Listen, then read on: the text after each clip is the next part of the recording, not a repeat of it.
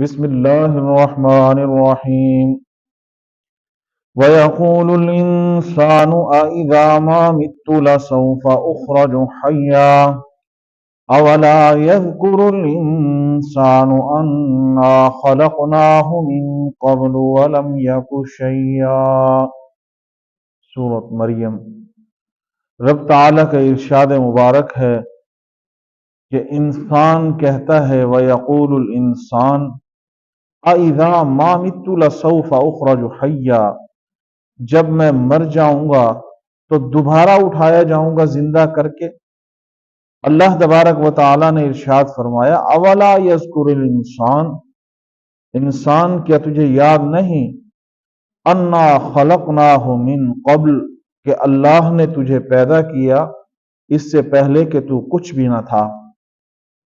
یہ آیت کریمہ اللہ تبارک و تعالی ان لوگوں کے شکوک و شبہات کا جواب عنایت فرما رہے ہیں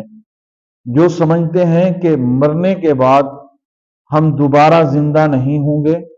یا جب ہم مر جائیں گے تو ہمیں دوبارہ زندگی دی جائے گی، یہ کس طرح ممکن ہے؟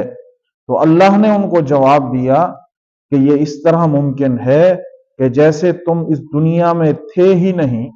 تمہارا وجود ہی نہیں تھا، اللہ نے تمہیں پیدا کیا اور اللہ پھر تمہیں مار کر دوبارہ بھی زندہ کرے گا اور پیدا کرے گا۔ تو یہی اللہ تبارک و تعالی نے اس آیت کے اندر ہمیں یہ درس دیا کہ اللہ کے اختیار کے اندر ہے سب کچھ۔ انسان کو بنانا، انسان کی تخلیق کرنا، انسان کو پیدا کرنا، یہ سب رب کا اختیار ہے، اور رب کے اختیار کے اندر یہ سب موجود ہے کہ وہ کب ہم زندہ کرے گا، کب وہ مارے گا، کب انسان کو پیدا کر کے ختم کرے گا، پھر جب چاہے گا اللہ تبارک و تعالیٰ اسے زندہ کر کے اپنے سامنے پیش کر کے اس سے حساب و کتاب لے گا۔ تو اس لیے انسان کے ذہن کے اندر یہ خیالات، یہ شکوک و شبہات جو پیدا ہوئے ہیں کہ ہم جب مر جائیں گے دوبارہ ہمارا کوئی اٹھنا نہیں، کوئی ہمارا حساب و کتاب نہیں، تو اللہ نے فرمایا تمہیں دوبارہ زندہ ہونا پڑے گا اور تمہیں اپنا حساب و کتاب بھی اللہ کے سامنے دینا ہوگا۔ وہ غفور الرحیم ذات ہے، وہ بغیر حساب کتاب کے بھی بخش سکتی ہے،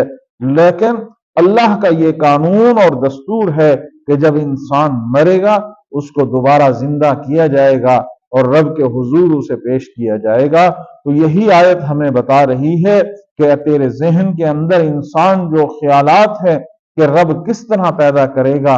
دیکھ تیرا وجود ہی نہیں تھا، تیرا نام و نشان ہی نہیں تھا، اللہ نے کس طرح ماں کے پیٹ سے اندھیروں سے نکالتے نکالتے پھر بچپنا، پھر جوانی، پھر بڑھاپا، پھر اس منزل کو پہنچ کے ہم اپنا وقت پورا کر کے یہاں سے چلے جاتے ہیں۔ وہی رب جو تمہیں یہ وقت دیا، جس نے تجھے پیدا کیا اپنے اختیارات کے ذریعے، اپنے طریقہ کار کے ذریعے، اس سارے اختیار اور طریقہ کار کو دیکھ کے تجھے یہ ماننا پڑے گا کہ وہ رب دوبارہ پیدا کرے گا اور دوبارہ ہمیں زندہ کرے گا۔ یہی ہمارا ایمان اور یہی ہماری سوچ اور عقیدہ ہونا چاہیے۔